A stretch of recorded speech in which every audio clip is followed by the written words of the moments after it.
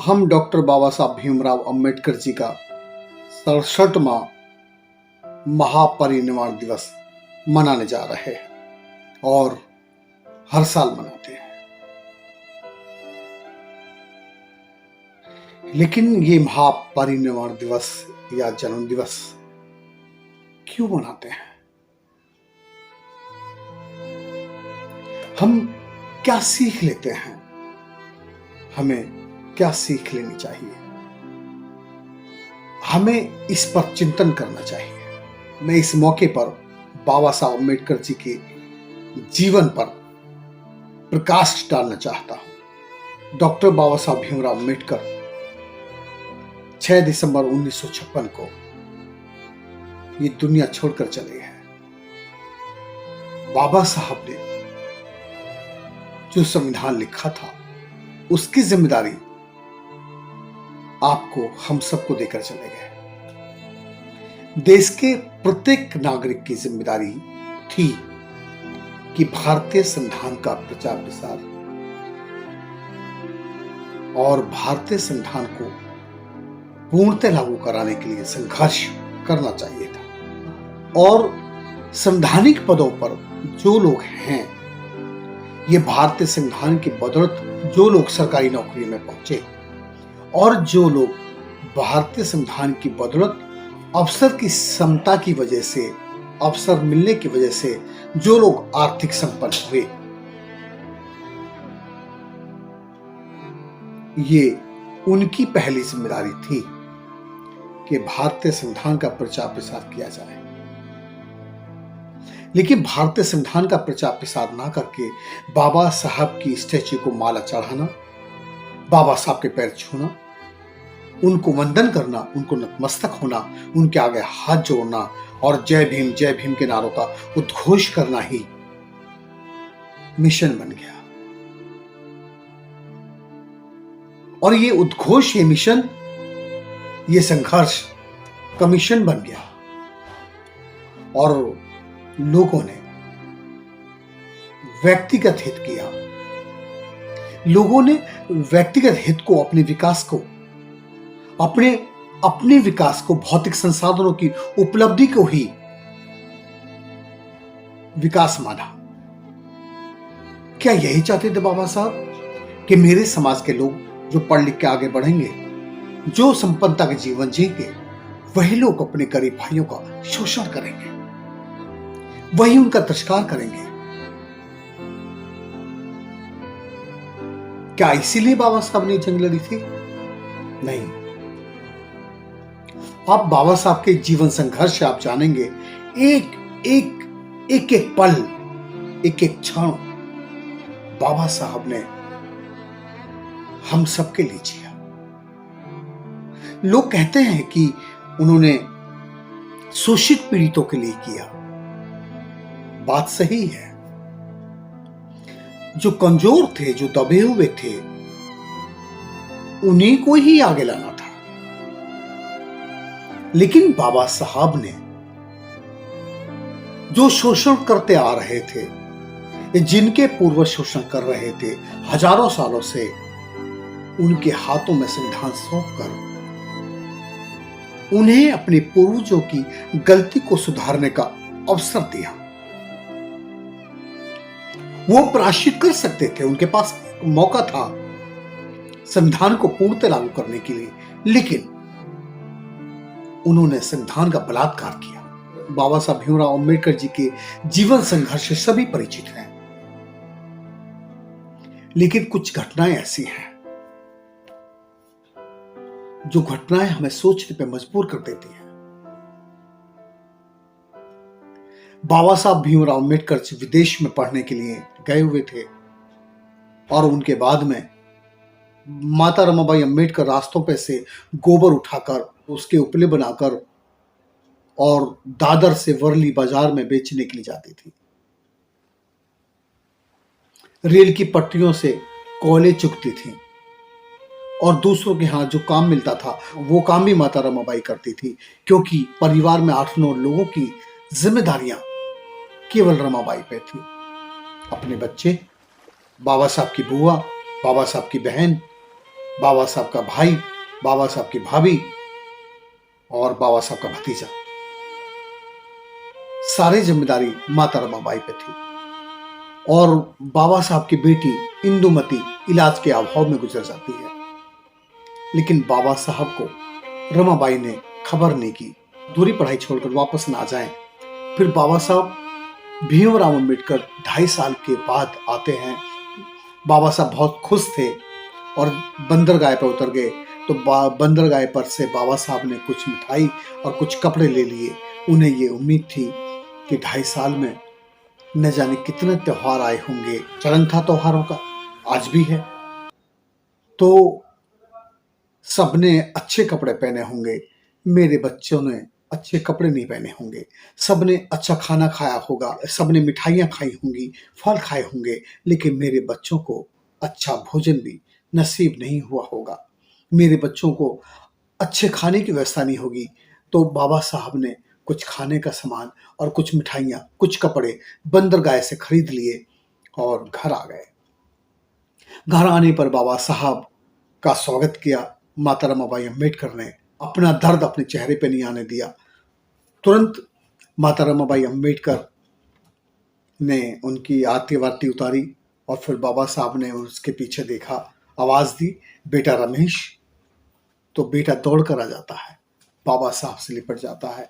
फिर बाबा साहब ने आवाज लगाई, इंदुमती। तो बाबा साहब की बेटी इंदुमती घर में से नहीं आई। बाबा साहब ने सोचा कि शायद आंख में चोली खेल रही है, हो सकता है घर में होगी। तो बाबा साहब घर की ओर बढ़े, आवाज लगाई, इंदुमती। तो इंदुमती घर में भी नहीं थी। फिर बाबा साहब ने पर्दे के पीछे हटा के देखा, इंदुमती वहां भी नहीं थी। फिर बाबा साहब ने फाटक के पीछे देखा, दरवाजे के पीछे, वहां भी इंदुमती नहीं थी। बाबा साहब को लगा शायद पलंग के नीचे छुप गई होगी। तो बाबा साहब ने नीचे झुककर पलंग के नीचे देखा, आवाज लगाई, इंदुमती। वहां भी इंदुमती नहीं थी। बाबा साहब तुरंत घर के बाहर निकलते हैं और रमा से पूछते हैं, कहाँ है मेरी इंदुमती? तूने इंदुमती को कहाँ छुपा दिया, बता। तो रमाबाई फुट फुट कर रोने लगती है। बाबा साहब पूछते हैं, क्या बात है, बता। तो रमा कहती है, तुम्हारी इंदुमती तुम्हारी पढ़ाई की भेंट चढ़ गई। मैं अपनी बेटी का इलाज नहीं करा पाई, इलाज के अभाव में मर गई। बाबा साहब भी फुट फुट के रोने लगे। तो रमाबाई ने उनको संभाला, उनके आंसू पूछे और कहा, करोड़ों बेटियों का दर्द समझते हो और एक बेटी के मरने से आंखों में आंसू आ गए तुम्हारे। तुम्हें करोड़ों बेटियों के लिए, शोषित पीड़ितों के लिए संघर्ष करना है। इस संघर्ष में कुछ को तो कुर्बानी देनी होगी। बाबा साहब रमाई के साहस से चुप हो जाते हैं। और रमाबाई को ये उम्मीद थी कि अब ये लॉयर बनकर आए हैं, विदेश से पढ़कर आए हैं, तो कहीं ना कहीं ये अब अपना परिवार देखेंगे, परिवार की तरफ ध्यान देंगे। और बाबा साहब जब प्रैक्टिस करने लगे तो वहां प्रैक्टिस में शोषित पीड़ित समाज के लोग ही उनको मिलते थे। और जिस समाज के लिए वो संवेदना रखते थे, जिस समाज के लिए अपने दिल में दर्द रखते थे, उनसे फीस भी नहीं लेते थे। सारे वकील जो प्रैक्टिस करते थे, अपने घरों के लिए अच्छे सामान, अच्छा खाना लेके जाते थे, अपने घरों की सुख सुविधाएं कर रहे थे, और बाबा साहब खाली हाथ आ जाया करते थे। रमाबाई एक दिन सवाल करती है कि तुम सब्जी भी लेके नहीं आ सकते, क्या तुम इतना भी नहीं कमाते? बाबा साहब की आंखों में आंसू आ जाते हैं, रमा, मैं उन लोगों का केस लड़ रहा हूं जिनके पास खाने को नहीं है, रहने को नहीं है, कपड़े पहनने के लिए नहीं है। मेरे ही समाज के लोग हैं, मेरी हिम्मत नहीं होती मैं उनसे पैसे मांग लूं।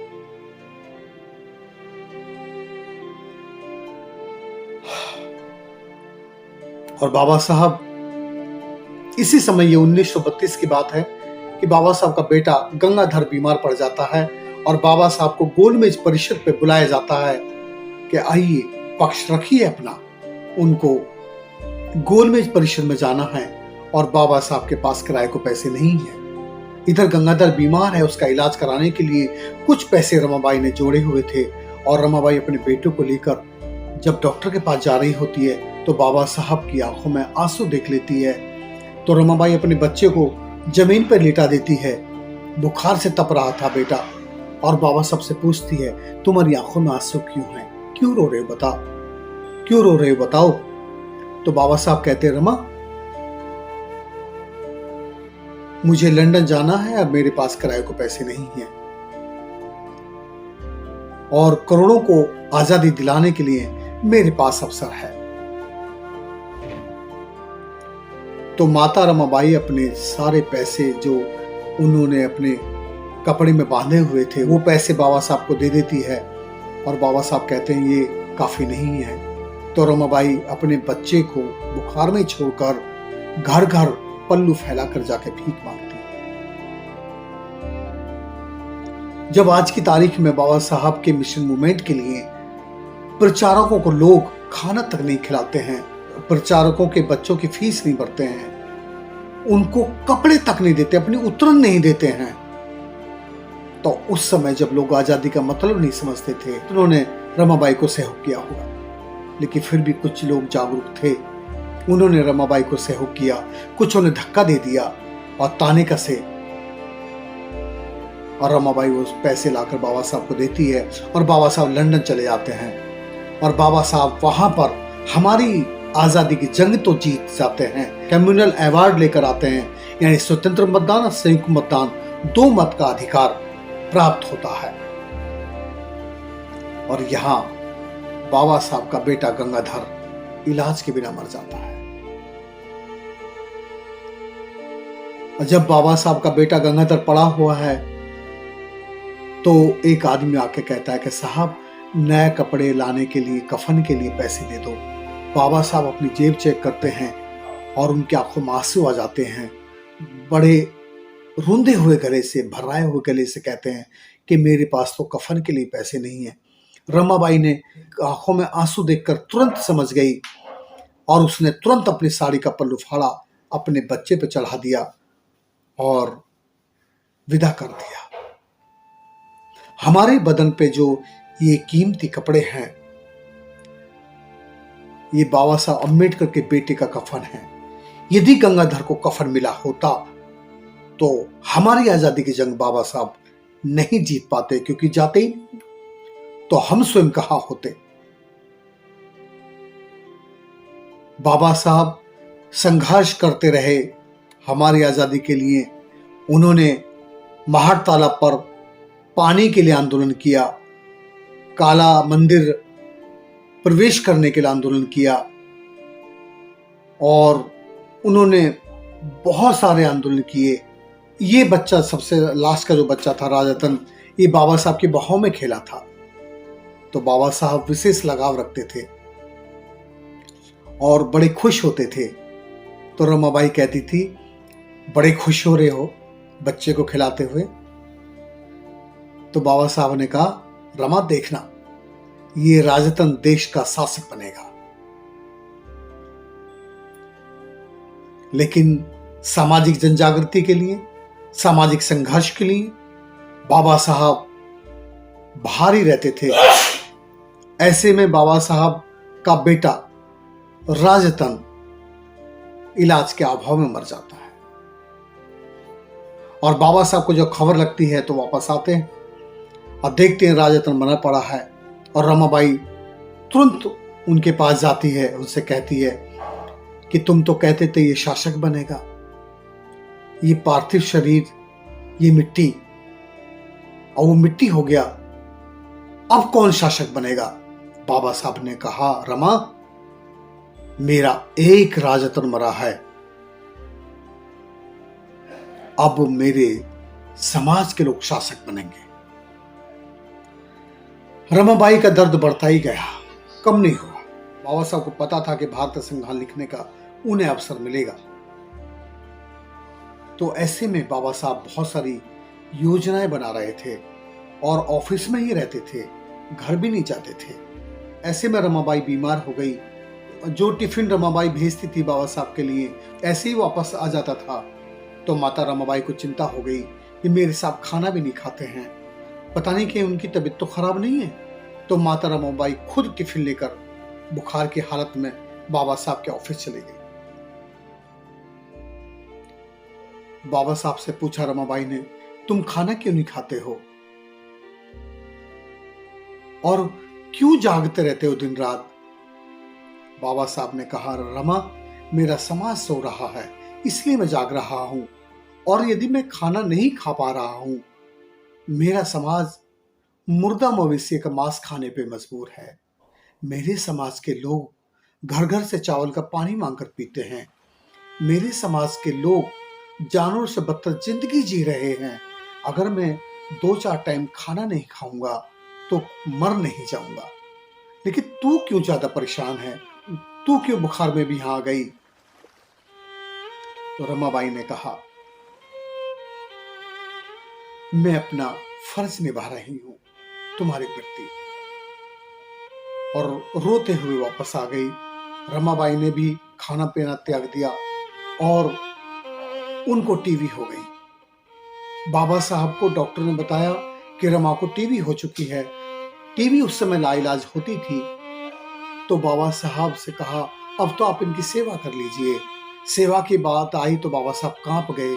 जिस पत्नी को मैंने अपनी जिंदगी में 2 गज कपड़ा लाके नहीं दिया, जिस पत्नी के मैंने अपने मिशन में 4-4 बच्चे कुर्बान कर दिए, जिस पत्नी का दुख सुख का ख्याल मैंने नहीं रखा, उसने तो पत्नी धर्म निभाया, लेकिन जिस पत्नी के साथ मैं पति धर्म नहीं निभा सका, अब उस पत्नी की सेवा करने का ड्रामा कैसे करूं? तो बाबा साहब दुखी होकर और रोते हुए उसके पास जाते हैं। रमाबाई सो रही थी और उसके खाट की पांत बैठ जाते हैं। अपनी पत्नी के पैर दोनों हाथों से कस के पकड़ते हैं और फूट फूट के रोने लगते हैं। रमा तुरंत उठ जाती है और वो कहती है कि तुम क्यों रो रहे हो? तो बाबा साहब कहते हैं, रमा, मैं तेरा गुनहगार हूं। तूने तो पति धर्म निभाया, लेकिन मैं पति धर्म नहीं निभा सका। रमा, तू मुझे माफ कर दे। दोनों पति पत्नी फुट फुट के रोते हैं। और फिर माता रमाबाई भी बाबा साहब को छोड़ के चली जाती है। बाबा साहब अकेले रह जाते हैं। अकेले होने के बावजूद भी, इतनी सारी कुर्बानी के बाद भी, वो व्यक्ति अपने उद्देश्य से टस से मस नहीं होता है। हम छोटी छोटी समस्याओं से घबरा जाते हैं।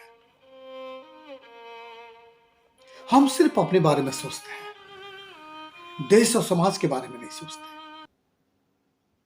हम किसी अच्छे समय के बारे में सोचते हैं, कोई समय आएगा कि हम काम करेंगे। कभी समय नहीं आएगा।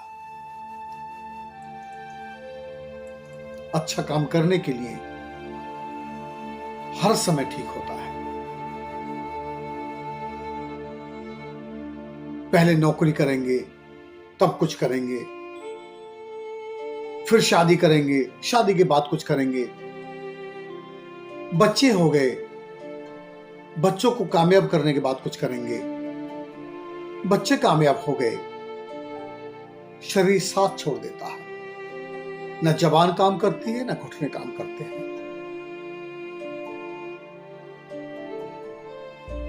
और हमारा जीवन वहां लग जाता है जहां हम दूसरों के तो छोड़िए, अपना हित नहीं कर पाते हैं। तरसकर रोटी के लिए मर जाते हैं। बीमार हो तो तरसकर इलाज के लिए तरसते रहते हैं। कोई पास बैठे हमसे पूछ ले कि हम कैसे हैं, कोई ये भी नहीं पूछता है। और कि छोड़िए, अपने बच्चे नहीं पूछते हैं। आखिर हम जीते किस लिए हैं?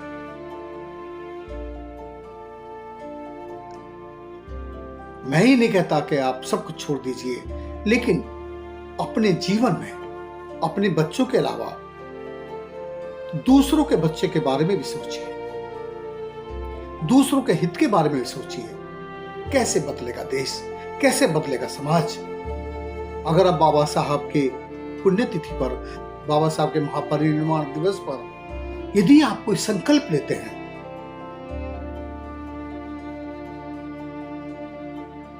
तो आप बाबा साहब का मिशन चला सकते हैं। संकल्प कुछ नहीं कर सकते अगर आप किसी के बारे में सोच नहीं सकते, किसी के बारे में कर नहीं सकते, तो कम से कम एक संकल्प तो कर सकते हैं। स्वयं के लिए तो जी सकते हैं। आप अपने शरीर की तो रक्षा कर सकते हैं। आप पान, बीड़ी, सिगरेट, गुटखा, तंबाकू से दूर रहने का संकल्प तो कर सकते हैं। स्वस्थ शरीर में स्वस्थ मस्तिष्क रहता है। अगर स्वस्थ शरीर है तो स्वस्थ मस्तिष्क होगा, और स्वस्थ मस्तिष्क होगा तो स्वस्थ चिंतन होगा। अगर स्वस्थ चिंतन होगा तो फिर आप दूसरों के बारे में भी सोच सकते हैं। हर अच्छे काम की शुरुआत खुद से करने का संकल्प ले सकते हैं। ये जय जय जय भीम के नारे लगाना, बाबा साहब को फूल माला चढ़ाना, उनके आगे नतमस्तक होना, उनका वंदन करना, ये सब ड्रामा है, पाखंड है। कीजिए, मैं इसका विरोध नहीं करता हूं, लेकिन मिशन ये नहीं है। मिशन है समता, स्वतंत्रता, बंधुता, न्याय के लिए संघर्ष करना और मानव मूल्यों को स्थापित करने के लिए संघर्ष करना। इंसान पैदा हुए हो तो इंसानियत के लिए काम करना ही मिशन है। एक मूर्ति हटाकर दूसरी मूर्ति आपने लगा ली, क्या बदला? कुछ नहीं बदला, सिर्फ मूर्ति बदल गई, लेकिन विचारधारा नहीं बदली। पाखंड वहां भी था, पाखंड यहां भी है, और इसी पाखंड के खिलाफ बाबा साहब का संघर्ष था। खैर, आपने मेरी बात को सुना, मैं बहुत आभार व्यक्त करता हूं आप सभी का। जय भीम, जय भारत, जय संविधान।